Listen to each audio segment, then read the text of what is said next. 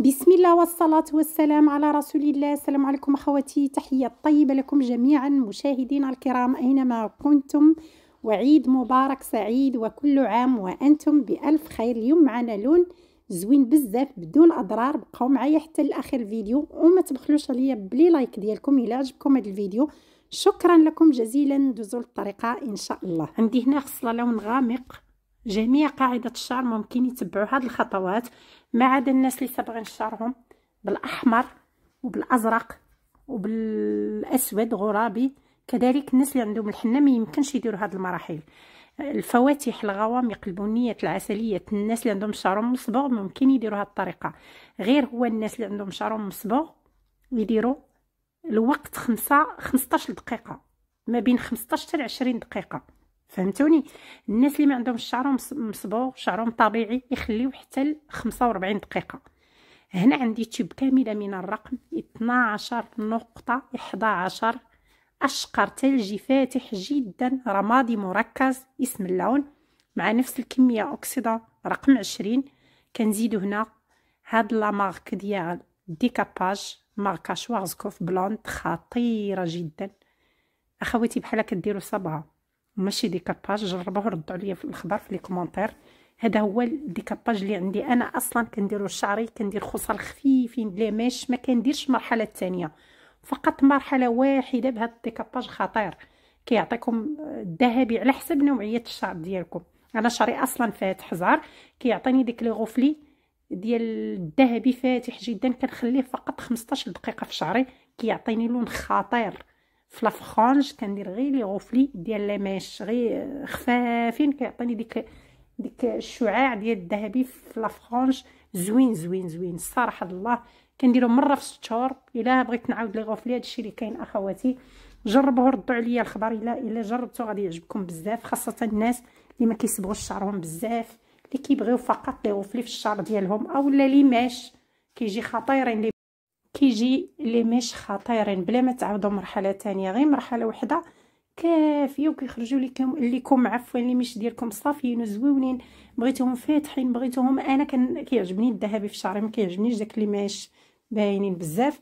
علاش؟ لان ما كنصبغش شعري. انا شعري اصلا طبيعي زهر، يعني اشقر. داكشي علاش كنبغي غير شويه يتفتحوا على شعري. هادشي اللي كاين. وإلا جربتوا هذا كيف ما قلت لكم غادي يعجبكم. انا كنشارك معكم تجاربي. ملي كنشوف شي برودوي يعجبني بزاف كنهضر عليه بزاف في القناه. لاحظوها الا شفتوني كنهضر لكم على شي برودوي بزاف عرفوا راه عجبني انا شخصيا، كنديرو انا شخصيا. هذا زوين الصراحه، جربوه وغادي يعجبكم. ورجعوا عندي لهذا الفيديو، رجعوا عندي راه شاركتو معكم هذه 5 سنوات وانا كنشارك معكم. هاد الديكاباج واعر ما نقدرش نبدلو.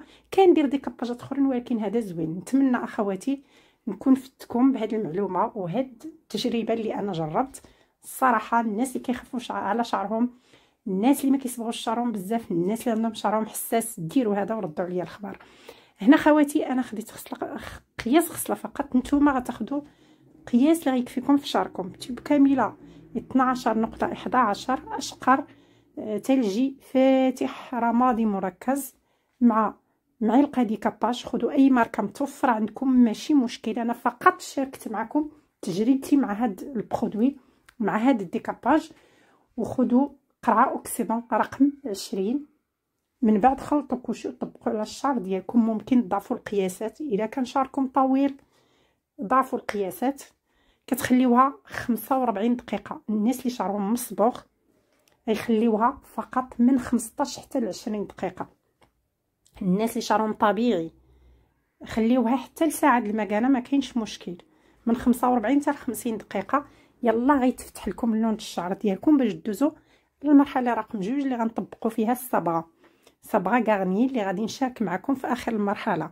شوفوا هنا اخواتي اللوين، شوفوا هنايا غنوصلوا للبرتقالي، يقدر توصلوا للنحاسي، يقدر توصلوا الاحمر، ما كاينش مشكل. انا عندي هنا الاحمر غالب بزاف، فهمتوني؟ عندي هنا الاحمر بكثره، خرج لي برتقالي ولكن احمر غالب على البرتقالي. شوفوا هنا كيبان لك ديك شعاع برتقالي حيت فازق، ولكن الاحمر بالكثره عندي في الخصله. غنعطيكم القواعد هنايا. ملي كيخرجنا الاحمر شنو كنديروا باش نتخلصوا منه. ركزوا معايا هنا. كان شعري كانت الخصله عندي غامقه اسود، عملنا التفتيح وصلنا الى رقم 4 احمر ذهبي. الاحمر بكثره، ديك الذهبي شعاع البرتقالي، فهمتوا؟ الذهبي دائما كيعطيني ديك الشعاع، الا ضرب فيه الضوء كيعطيكم شعاع برتقالي، يعني ديك اللمعه ديال البرتقالي، ولكن اللي غالب هنا هو الاحمر. خصنا نديروا القاعده. شنو هي القاعده؟ ركزوا معايا، نعطيكم دائره الالوان هنا. دائما ملي تيخرجنا لون غير مرغوب في القاعده كنرجعوا لدائره الالوان، كنحددوا اللون الغير مرغوب اللي عندنا في الشعر ديالنا، من بعد كناخذوا المصحح اللي كيقابلوا في دائره الالوان باش نتخلصوا من ديك اللون الغير مرغوب اللي خرج لنا. هذه هي القاعده. دائما ربما يخرج لكم نتوما البرتقالي، ربما يخرجوا لكم 3 الالوان، الاصفر البرتقالي الاحمر، خصكم تكونوا حافظين القاعده. انا خرج لي هنا الاحمر بكثره، خصني ندير القاعده الاحمر. كيفاش نتخلص من الاحمر؟ خصني نستعمل مصحح اخضر. هنا غناخذ بديل المصحح الاخضر الرقم 7 وراء النقطه. ركزوا معايا، 7 وراء النقطه هو اللي غيعوض لي المصحح الاخضر. نمشي بالارقام المشتقه. الرقم 7 رمادي زيتوني اخضر، رمادي زيتوني اخضر، اسم اللون مشتق 7 رمادي زيتوني اخضر. هذا هو الرقم اللي كيعوض لي المصحح الاخضر. اتفقنا؟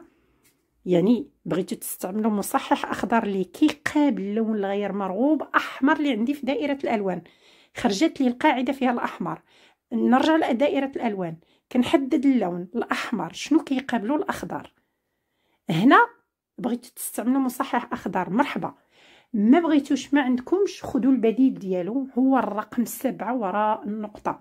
خذوا اي رقم اساسي ما كاينش مشكل، ركزوا على الرقم المشتق يكون 7. هنا غناخذ انا 7.7 بني غزالي، بني غزالي. الرقم 7 وراء النقطه هو اللي غادي يخلصني من اللون الغير مرغوب اللي خرج لي في القاعده. نتمنى خواتي تكونوا فهمتوا. كنحاول نشرح لكم بالخشيبات. عرفتوا هما شنو هما الخشيبات اللي كنا نقراو بهم شحال هادي؟ هادو هما اللي كنشرح لكم باش تفهموا. وانا متاكده 100% الناس اللي متبعيني، حتى العيالات الاميات اللي ما قاريينش وتبعوني بالشرح ديالي غيفهموا. غتولي تصبغي بوحدك في الدار، والناس اللي كيقراو الحلقه غادي يوليو يطيروا في تلوين الشعر الا تبعتوا معايا لي فيديو ديالي اللي كنعطيكم والشرح اللي كنعطيكم. مثلا سمعتوا فيديو مره الاولى ما فهمتوش عاودوه. كاين اللي عنده الفهم ثقيل ماشي مشكل، واخا كنفهم واخا كنشرح لكم بهذه الطريقه مبسطه واضحه، عاودوا الفيديو باش تفهموا مزيان. فهمتوني؟ عطيتكم القواعد كامله. شي هاد فيديو واحد راه دوره كيتحسب في المعاهد وفي الناس اللي كيعطيو دورات اجتهاد. الفيديو اللي عطيتكم راه كيتحسب، غير نعطيتكم باختصار. كيطولوا فيه 4 السوايع غيعطيوكم يحسبوه لكم دوره. فهمتوني؟ يعني الا تبعتوا معايا ديك الشيء اللي كنعطيكم ومشيتوا لي فيديو ديالي كاملين خاصه من رمضان لهنا، يعني راه كنعطيكم القواعد كامله شهر رمضان كامل. كل نهار فيديو كنحط لكم كل لون بالقاعده ديالو، وإلا جمعتوا ديك الشيء كامل كتحفظوا القواعد الاساسيات ديال الصبغه. شنو هما الاساسيات؟ هما القواعد. راه الا شدينا ميلونج وطبقنا غير هكاك، ناخذوا ميلونج مثلا في الاول الفيديو نقول لكم ديروا ميلونج كذا وكذا، لا يمكن.